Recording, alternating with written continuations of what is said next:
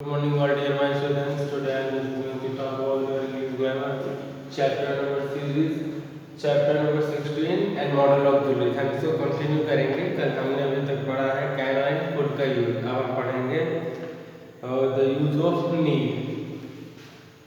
need का use पढ़ेंगे. need हम कहाँ कहाँ यूज कर सकते हैं चलिए देखते हैं. पहला पॉइंट क्या बताता है.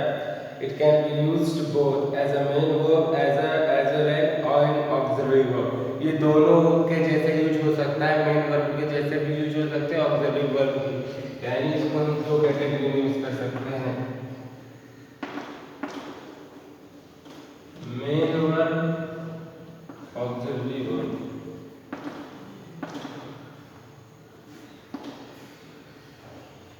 तो ये दोनों में यूज हो सकता है. दूसरी चीज, अब इसको हमको ये करना है कि as a main verb need is used in the sense required. जब एज अ मेन वर्ब की तरीके से यूज होता है तब क्या होता है. चलिए इसको पहले देख लेते हैं. एग्जांपल जब इसको मेन वर्ब का यूज करते हैं. इरेज कर दें इसको.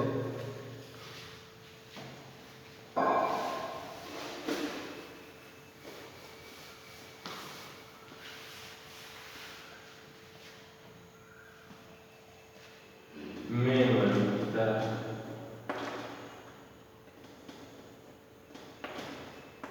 मेन वर्ब की तरह. तो आप देखिए हम कुछ एग्जांपल्स के थ्रू समझा दें. हम लिखा है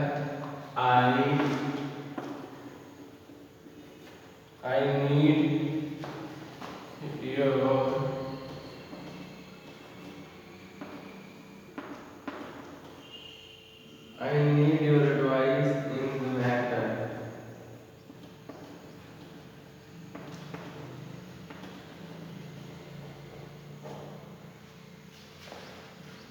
तो यहाँ पे देखिए जरूरत होना, आवश्यकता होना.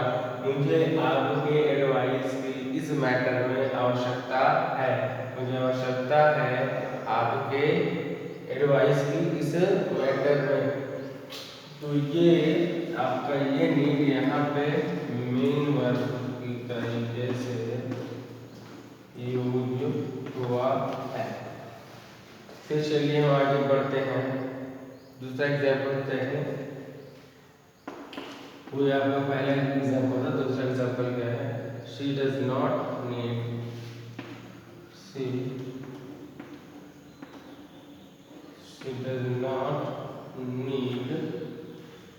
Any assistance.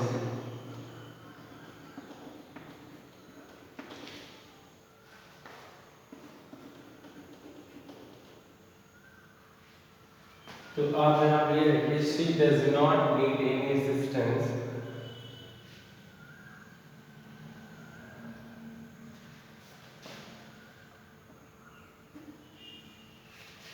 तो ये जो आपका यहाँ पे नीड है, आप यहाँ पे देखेंगे कि आवश्यकता ना होना.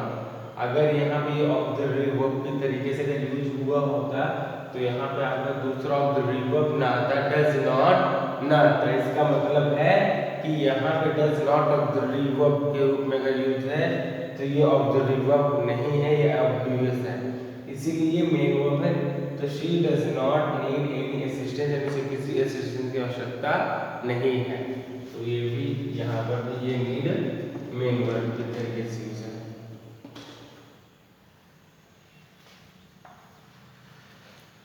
As an auxiliary verb, need is used to express necessity and obligation. जब ये auxiliary verb के तरीके से यूज होता है तो ये necessity और या obligation को करता है. Does not have a past form of and it's used only in present. इसका कोई past form नहीं, present में यूज होना है. tense in interrogative and negative sense. चलिए देख लेते हैं पहले हम इसको भी, इसके कुछ example.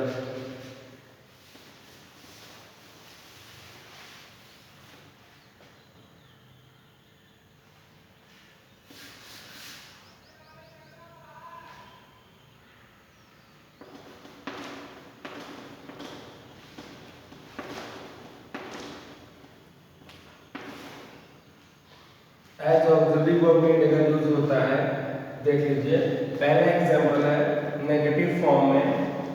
You need not, you need not go there alone, go there alone। अगर आप इस एग्जाम्पल को देखें तो आप लिखा you need not go there alone, आपको वहां पर अकेले जाने की जरूरत नहीं है। कहने का मतलब यहाँ पे आप नीड का मतलब है यहाँ पे ऑक्सिलरी वर्ब के तरीके से यूज किया गया है, यहाँ पे मेन वर्ब का काम नहीं कर रहा। तो हमने यहाँ से यू इसी की हेल्प से, क्योंकि नॉट आपका हेल्प की मतलब हेल्पिंग वर्ब की वजह से आता है। अगर हेल्पिंग अगर आपको नेगेटिव सेंटेंस बनाना है, it means that you have to use the auxiliary verb and without auxiliary verb you cannot use not।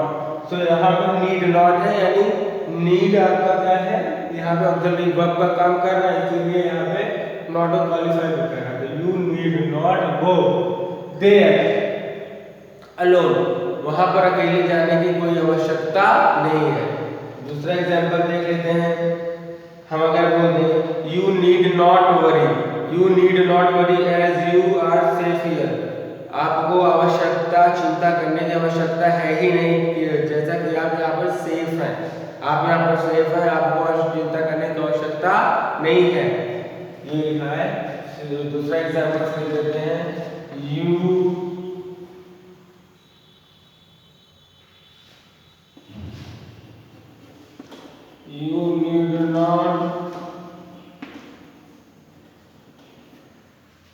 need not worry as you are safe here। so here need has been used as auxiliary verb, यहाँ पे need main verb का काम नहीं कर रहा है, auxiliary verb का काम कर रहा है यहाँ पे, इसलिए इसी की हेल्प से नॉट का यूज किए हैं हम। I hope you understood very well the use of this need. और अभी तक तो वो जो मेन वर्ब के तरीके से काम कर रहा है, तब ये ऑक्सिलरी वर्ब के तरीके से काम कर रहा है। अब इंट्रोगेटिव में इसका क्या कैसा यूज है चलिए देख लेते हैं।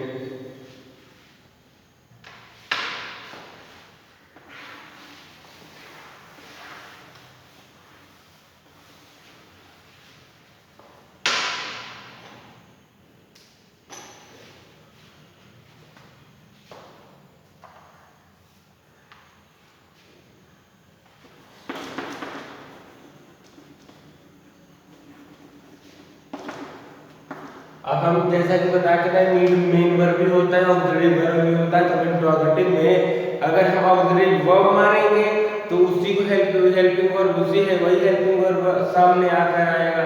और अगर नहीं मानेंगे तो जिस टेंस में है फिर उसको हमको एज अ मेन वर्ब मानना पड़ेगा।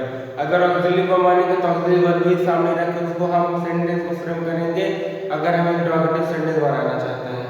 या तो मेन वर्ब आता नहीं तो उस टेंस के हिसाब से जो हेल्पिंग वर्ब होगा वही रखा जाएगा। चलिए पहले देखते हैं कि अगर हम नीड को हेल्पिंग वर्ब मानते हैं तो कैसे यूज करते हैं।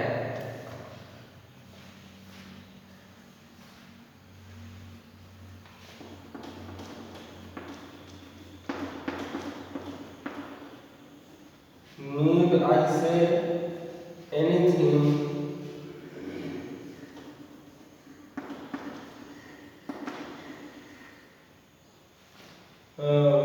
need I say anything more in the matter।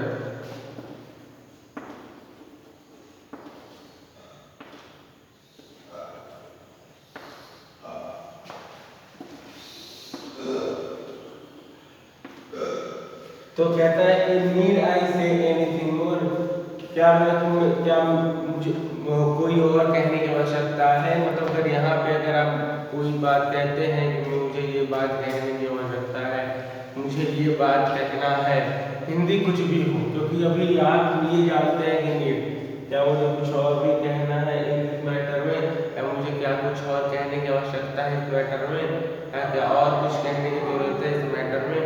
तो आप ऐसे मुझे कहने की आवश्यकता है, मुझे ऐसी जरूरत आ गई हो जहाँ पर मुझे कुछ कहने की आवश्यकता है, तो need I say anything more in this matter. तो आप वहाँ पे नीड को एज ए हेल्पिंग वर्ब बना के नीड को जैसे आप और ऑक्सिलरी वर्ब को सामने यूज करते हैं वैसे इसका भी यूज कर सकते हैं। तो ये आपका था नीड का इस पे। तो हम ये बताना चाहते हैं कि जैसे एक आप ट्रांसलेशन लगाते हैं, जैसे कोई भी लगाते हैं, पहले आप पॉजिटिव बनाते हैं।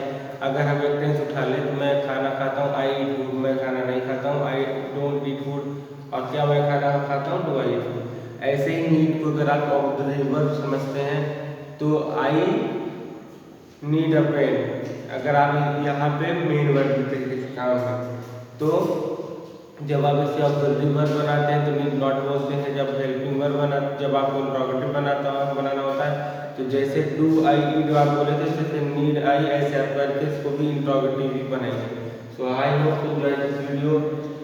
Thank you so much and keep on watching our video.